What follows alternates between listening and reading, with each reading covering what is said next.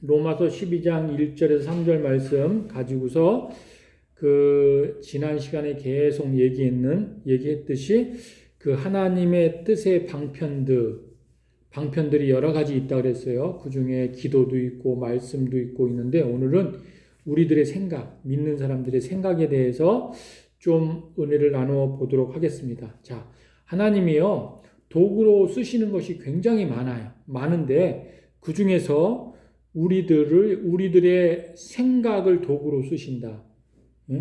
하나님의 뜻에 합당하게 그 뜻을 이루는 데 있어서 인간의 생각을, 특히 믿음의 사람의 생각을 도구로 쓰신다는 것을 잊지 마시기를 바랍니다. 그러니까 생각하시도 살피시는 하나님이기 때문에 그렇습니다. 그래서 우리가 말씀 붙들고 기도할 때, 마치 그 말씀 붙들고 기도할 때 우리의 생각에서 고구마를 캐면 고구마 줄거리가 막 줄줄줄줄 따라 나오는 것처럼 그 생각들이, 말씀 속에서 생각들이 막 줄줄줄줄줄 그냥 따라 나오는 그런 역사까지 가기를 원합니다.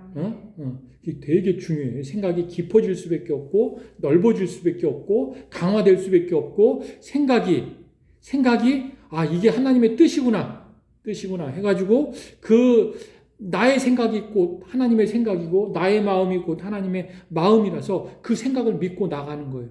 실행에 옮기는 거예요. 그게 하나님의 뜻이에요. 그래서 성경에 보면 에스겔에 하나님의 말씀이 뼈대가 돼서 심줄과 신경이 붙고, 근육이 붙고, 살이 붙고, 그 안에 생기가 들어가서, 성령이 들어가서 그리스도의 군사가 돼가지고 악한 영과 싸워 승리하는 그 말씀이 나오죠. 그게 근원이 어디서부터 시작되냐? 우리 믿는 사람의 생각 속에서부터 시작된다라는 것을 믿으시길 바랍니다. 자, 오늘 우리가 읽었던 이 로마서 12장 1절에서 3절까지의 말씀에 2절에 보니까 이렇게 말하고 있어요. 하나님의 선하시고 기뻐하시고 온전하신 뜻이 무엇인지 분별하도록 하라. 이렇게 말하고, 3절에서도 뭐라고 말하냐면은, 오직 하나님께서 각 사람에게 나누어 주신 믿음의 분량대로 지혜롭게 생각하라. 너희 각 사람에게 말하노니 마땅히 생각할 그 이상의 생각을 품지 말고 오직 믿음의 분량대로 지혜롭게 생각하라 하면서 생각을 강조하고 있어요. 생각을. 그만큼 우리 믿는 사람들 안에 있는 생각이 너무너무 중요하다. 그것을 쓰신다라는 말이에요. 요즘 TV나 인터넷 그리고 방송 매체 또 영상들이 많이 발달하다 보니까는 사단 마귀가 사람의 생각을 생각하지 못하도록 그렇게 만들어요. 생각하는 걸 싫어해요. 고민하는 거 싫어하고 깊이 생각하는 거 싫어해요. 그래서 생각하는 거 싫어하다 보니까 사람이 결정할 때 생각하고 결정해야 되는 데는 아무 생각 없이 그냥 결정을 해요.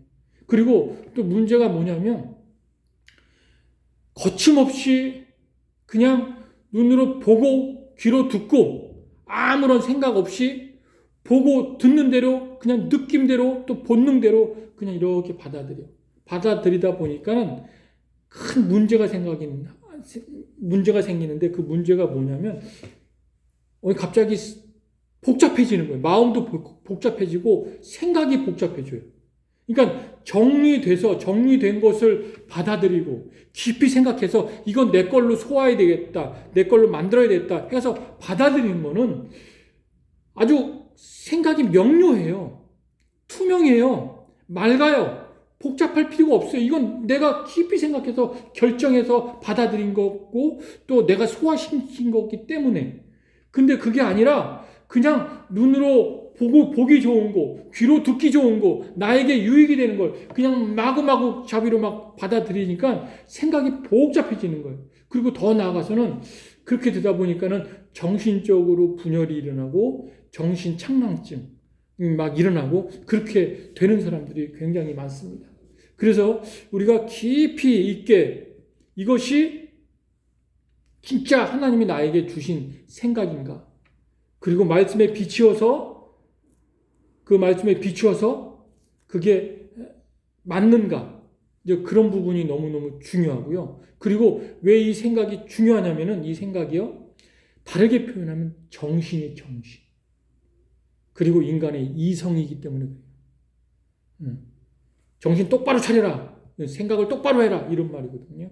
이성을 분별하라. 생각을 분별하라. 이런 말이에요.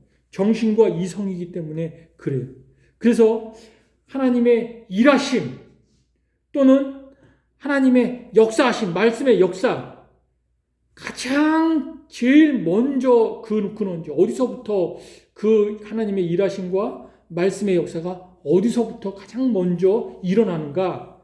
바로 하나님을 믿는 자의 생각에서부터, 마음에서부터 일어나는 거예요. 뭐 환경에서 또는 다른 상황에서 일어나는데 그 전에 먼저 믿음을 가진 사람의 마음에서부터 일어나는 거예요. 아브라함 마음속에 하나님 먼저 이 고향 친척 아비 집을 떠나라.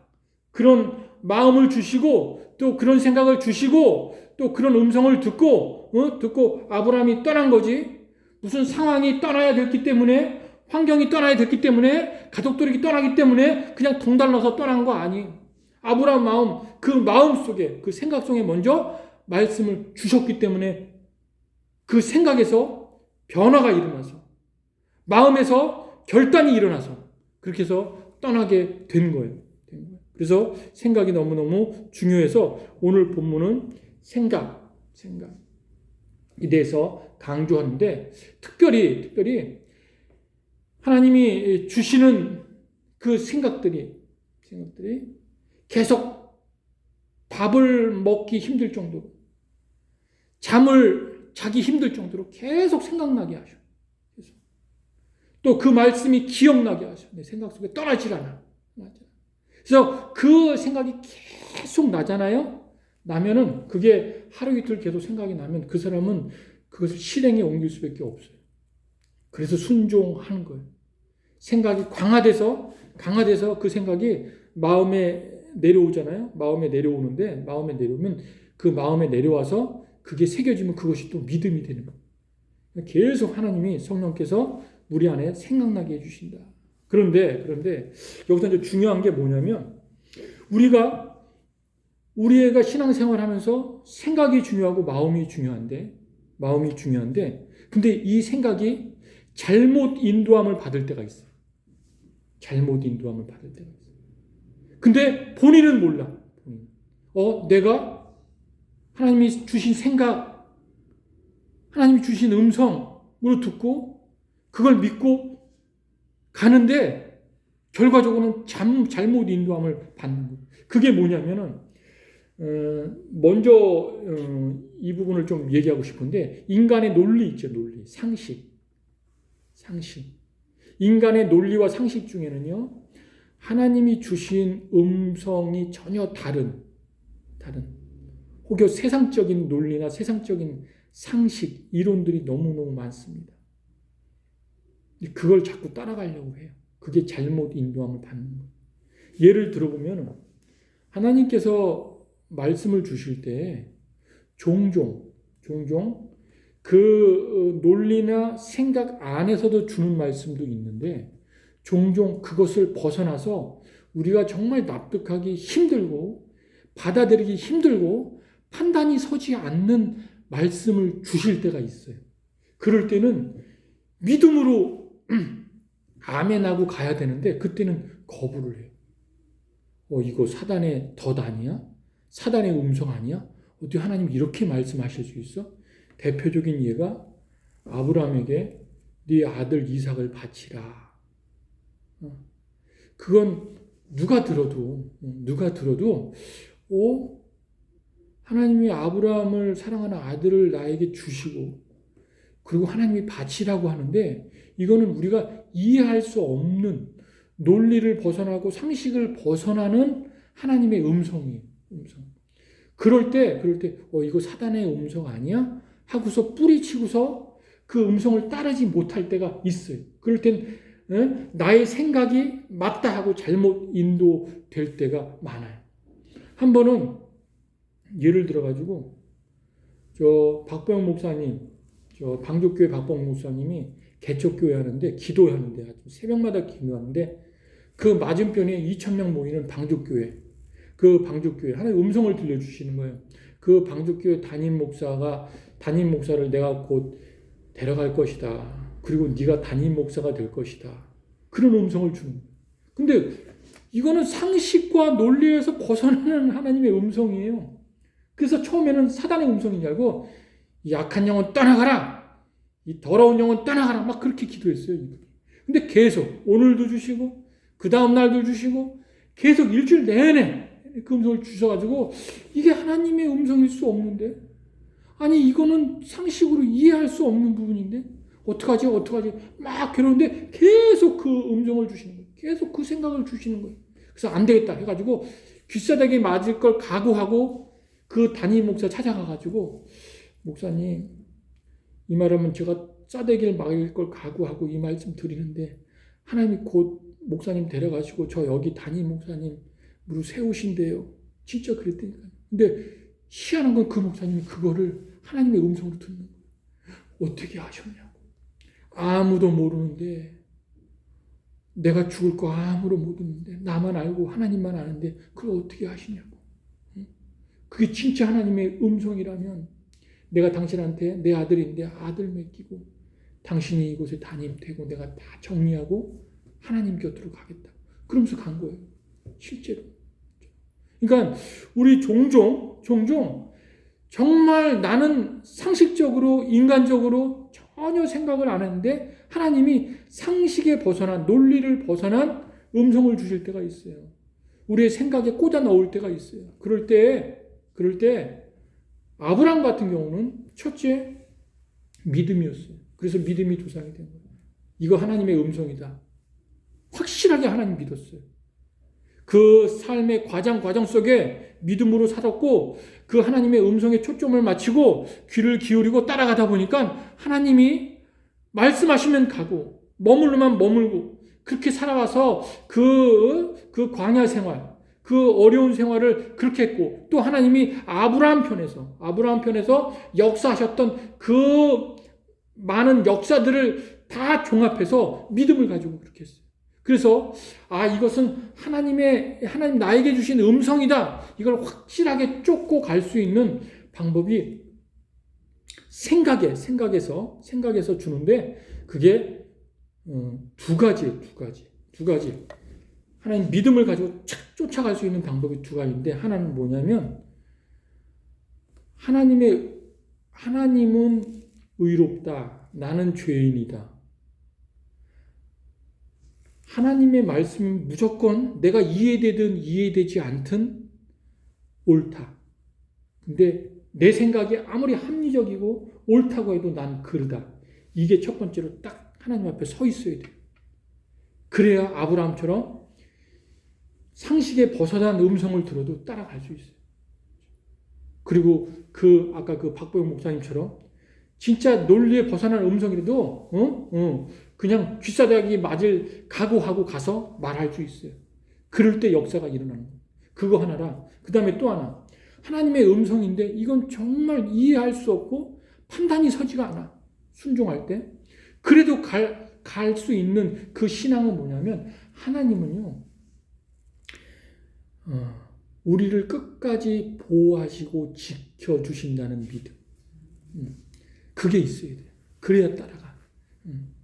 내가 이 길로 가면 이건 분명 가시밭길이고 고생을 엄청나게 하고 막 그래도 벼랑 끝으로 가는 느낌이라도 좁은 길이라고 너무 협착한 길이라고 고생을 너무너무 하고 있는데 자신이 없어도 하나님은 나를 보호해 주시고 하나님 나를 악으로부터 지켜주시고 고생이 되고 좀 불편하더라도 하나님 내 생명 걷어가지 않는다.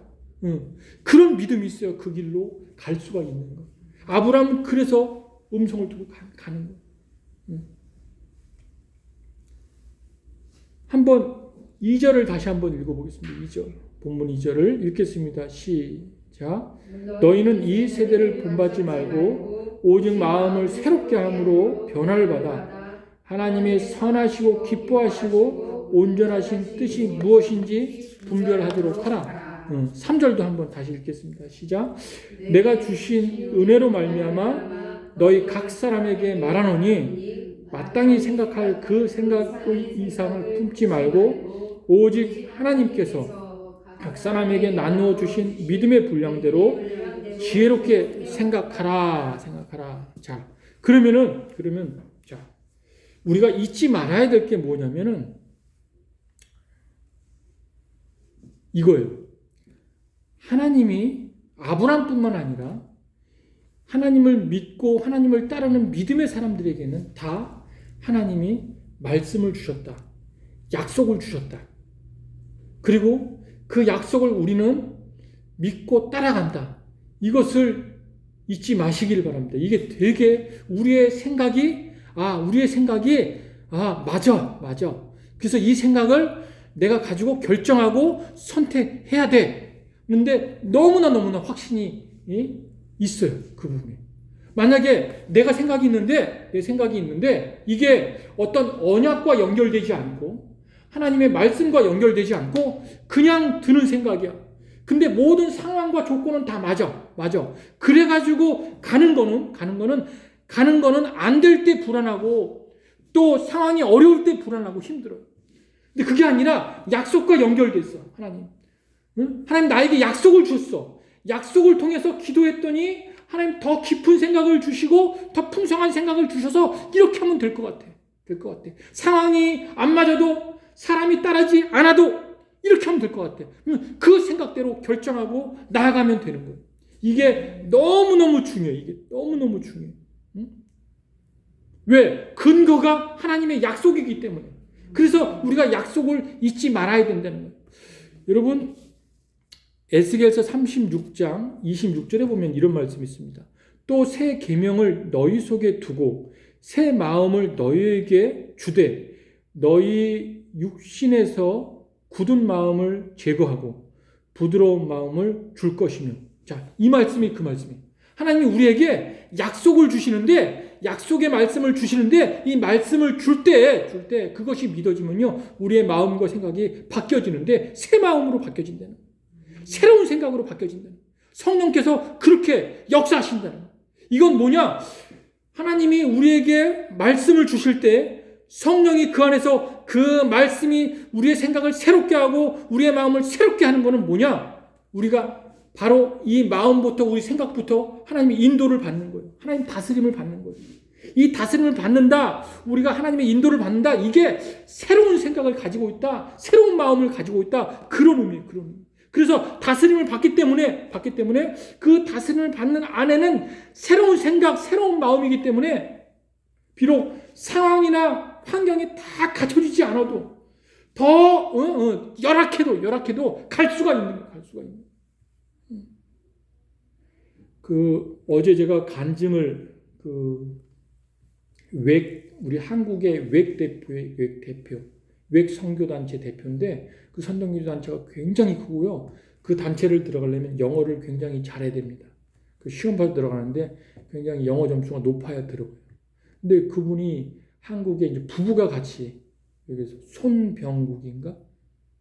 그 선교사님인데 그분이요. 영국에서 이제 영어 공부하고 선교사로 고등학교 때 아예 하나님 콜링을 받고 고등학교 때 선교사 되겠습니다. 헌신한 거예요. 근데 이분은 되게 단순해요. 단순한 사람이 선교를 잘해요. 하나님 부르셨으니까 내가 하겠습니다. 해가지고 선교사에 뭐 기본적으로 다 갖춰야 될 거 아니에요. 그래서 영어는 해야 되겠다. 그래서 영국에 가서 영어 다 마치고서 어디를 하나님이 가라고 하냐면 감비아가 어디에 붙어있던 건지 몰라요.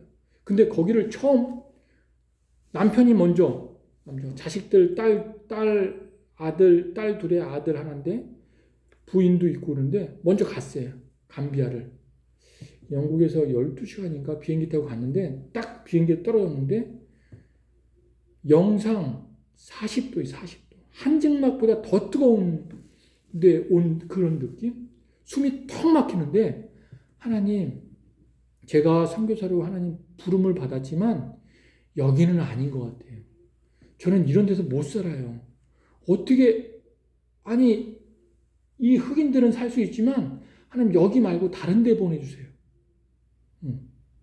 그렇게 기도를 한 거예요. 계속 이제 비행기 돌아가면서도 계속.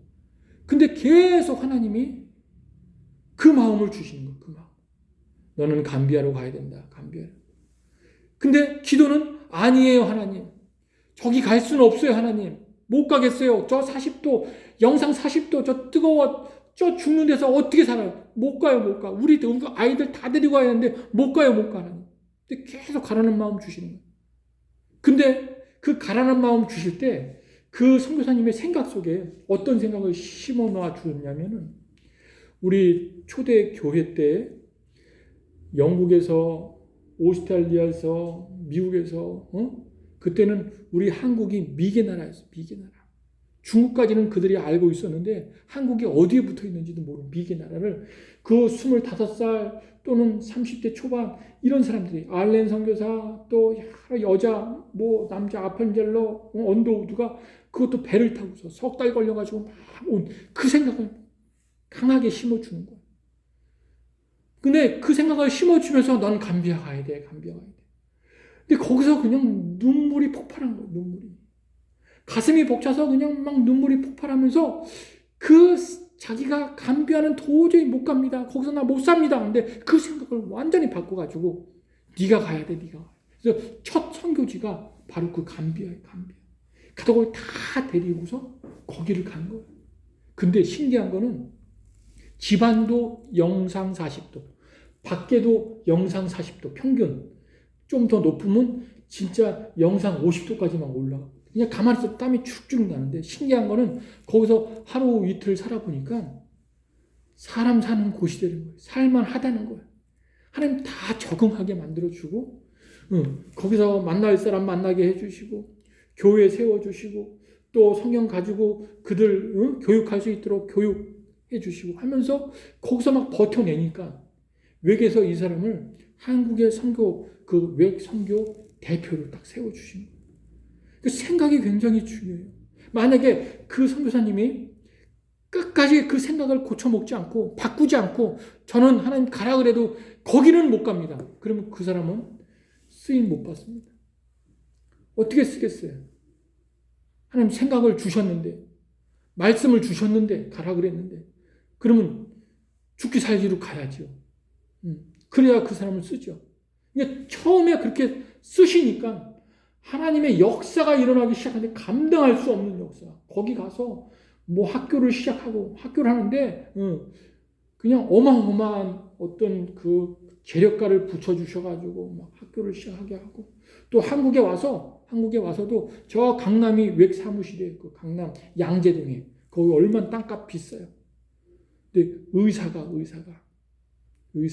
딱 연결돼가지고 알게 해가지고 그 의사가 12층 건물을 줬는데 거기에 7층 건물 쓰라고. 근데 7층은 우리 선교단체에서 7층 건물 전체를 다 쓰긴 뭐냐. 그냥 지하 2층으로 쓰겠다고 지하 2층에서 엄청나게 그렇게 지금 활발하게 지금은 여러 나라를 돌아다니면서 선교사님들 그 뜨거운 열정을 회복하는 또 그 외국의 선교사님들 열정을 회복하는 그 일을 감당. 그러니까 그 하나님 말씀을 주시고 그 말씀을 두고 기도할 때 고구마 줄거리처럼 그 생각의 깊이가 막 더해져 가는데 그거 가지고 그걸 신뢰하고 가는 거예요. 하나님이 그 생각을 쓰시는 거예요. 생각.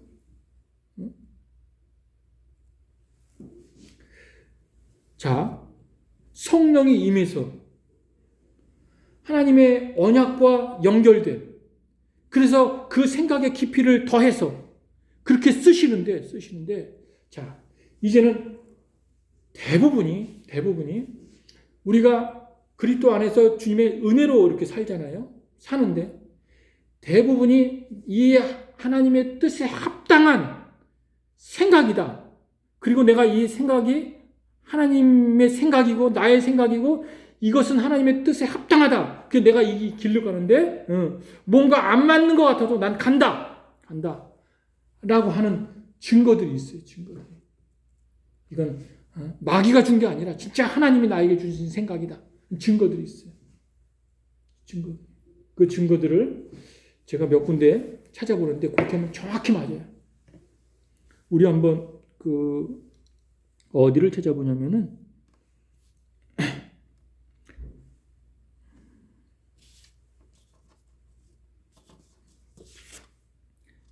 데살로니가 전서를 한번 보겠습니다. 3장 1절에서 2절. 대표적인 예를 제가 몇 가지 뽑아 보겠습니다. 데살로니가 전서 3장 1절에서 2절. 같이 한번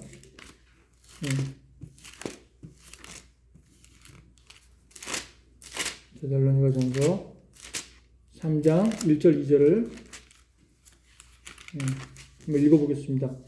1절 2절 시작.